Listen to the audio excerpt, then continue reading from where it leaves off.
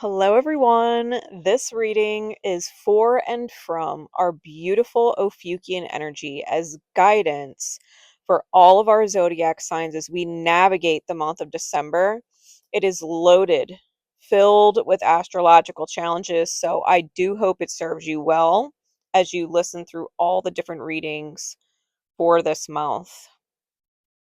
As guidance to best help you move into the new year, with Ophiuchus being the 13th sign and all about transcendence and healed or ascended energy.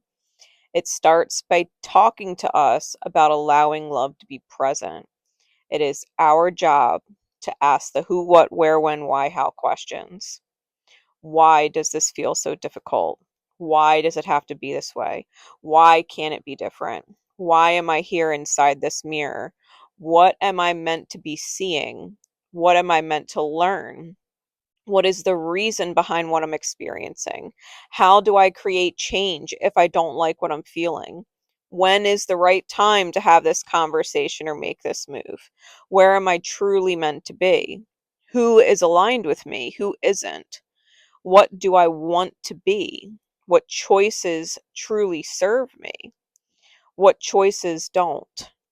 How can I improve myself? What am I capable of? What were they meant to teach me? How does all of this make sense? What actually matters? What doesn't? If everyone is serving me as my teacher, if everyone loves me unconditionally in soul, if I'm being spiritually disciplined in order to elevate and rise, can I look at my experience through the eyes of a forever loving Most High who just wants me to remember that we are not separate in truth? The Most High, the One, is on a vibration we have yet to allow ourselves to ascend to, but we are not barred from it. In fact, it's the opposite.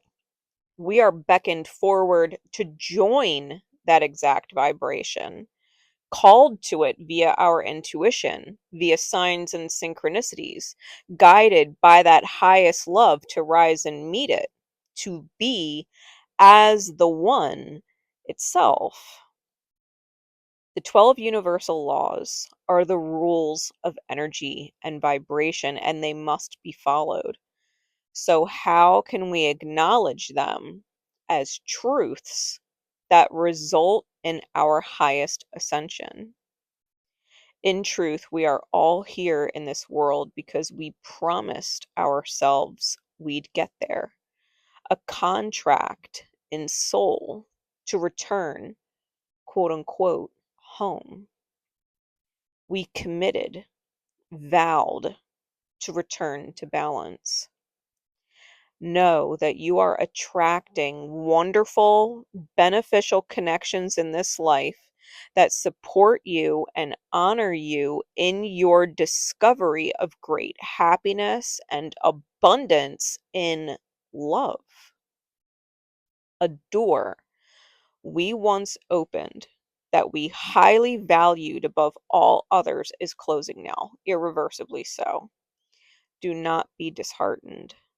Instead, seek to diversify your values. Allow yourself to find value in what is unknown or foreign to you, what seemingly goes against your nature or how you were nurtured.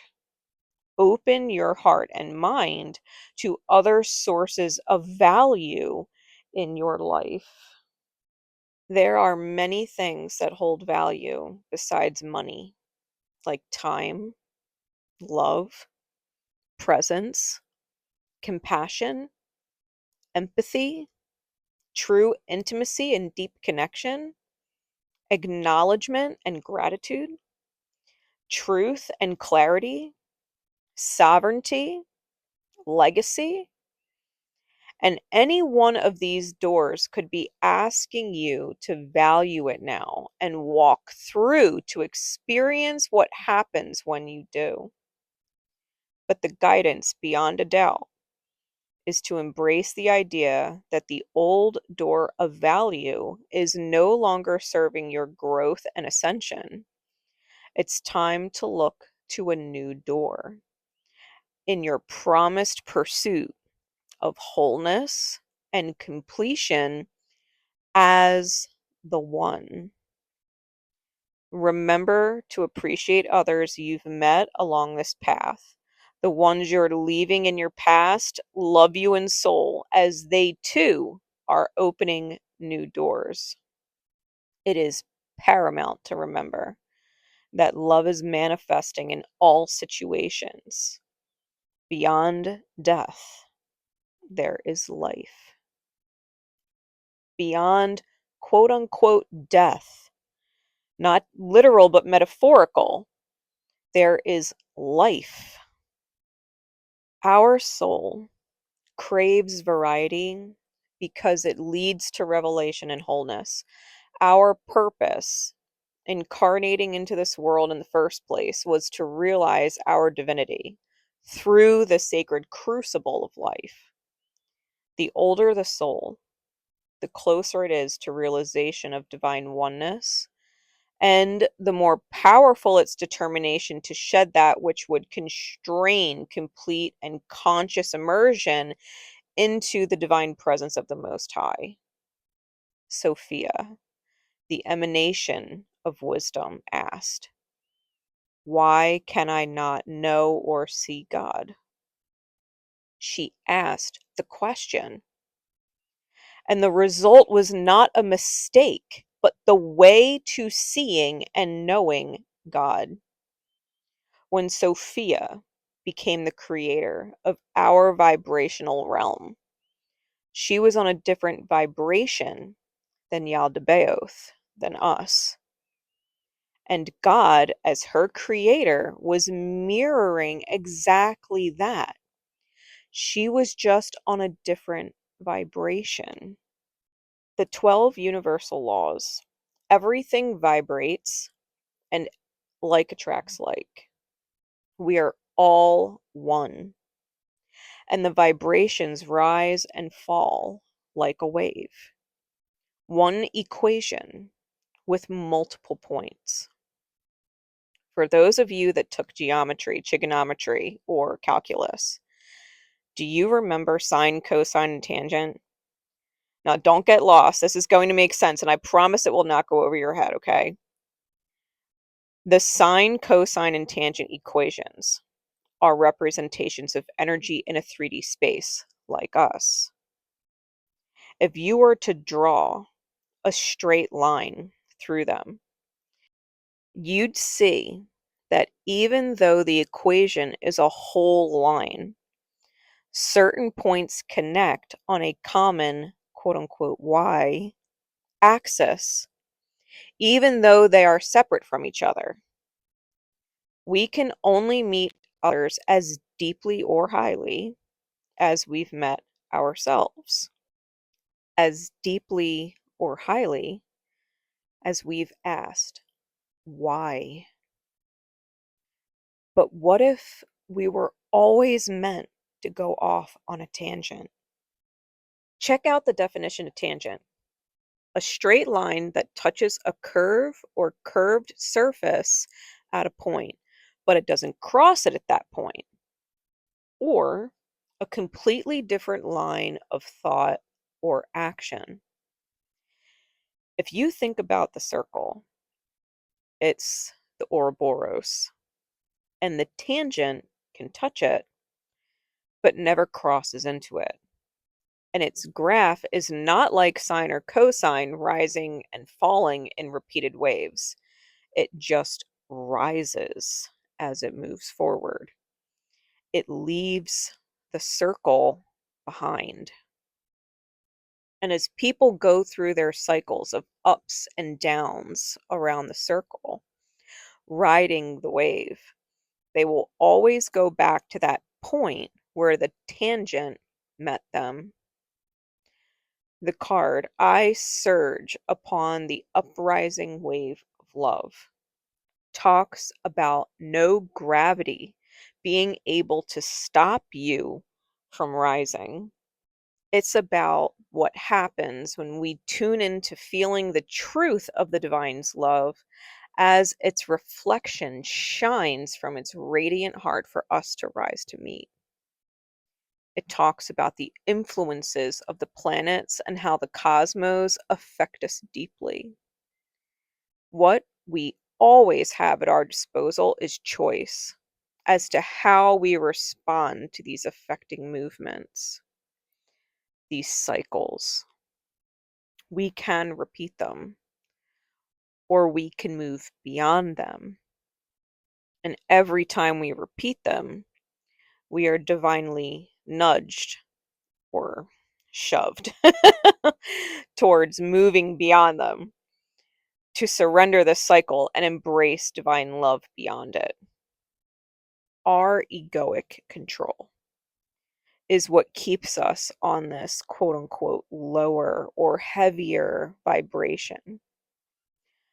But if we promised ourselves to ascend, to rise to meet the divine, then we must surrender it. It's a reminder that our heart is more powerful than our fear, that we are not limited in ignorance, but rather a genius, brilliant in our divinity unfolding. Ride the ever rising tangent, and you'll meet energies exactly one with you in the same time and space, not separate from you, but whole with you. Get ready. Get ready for accelerated life. White Sage reminds you you have insight. You see things that others can miss. You understand that to see what is true, you have to look above the surface. You know the value of patience, even if it hasn't always been easy to be patient. You know the truth eventually always emerges and not to resist it.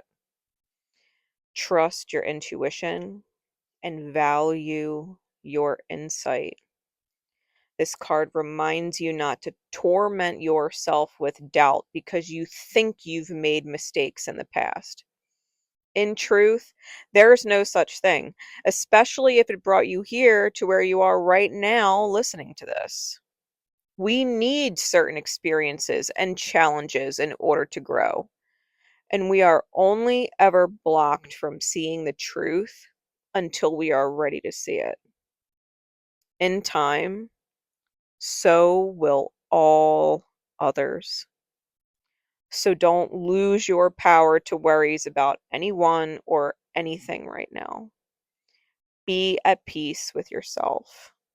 When the time is right, we always know what to do.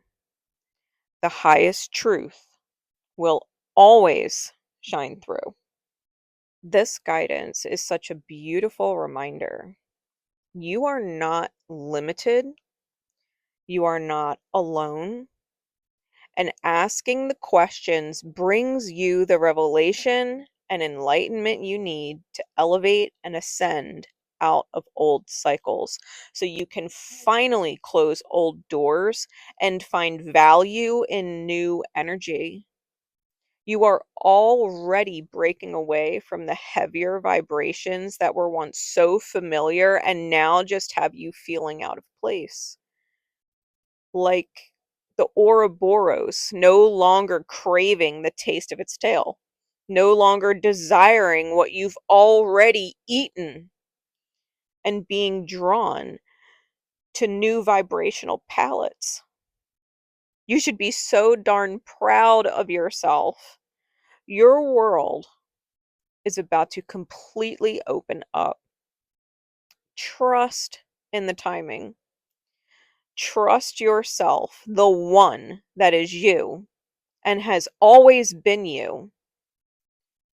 Like Neo, you ate the red pill a long time ago, long before you understood what being the quote unquote one meant.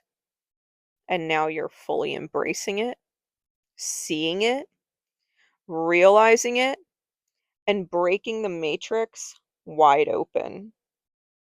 How fucking cool are you? You're so fucking cool. I do hope this message has served you well. Much love and light and power to you. Thank you for being on this tangent with us. Take care. I'll catch you in the reads. Bye.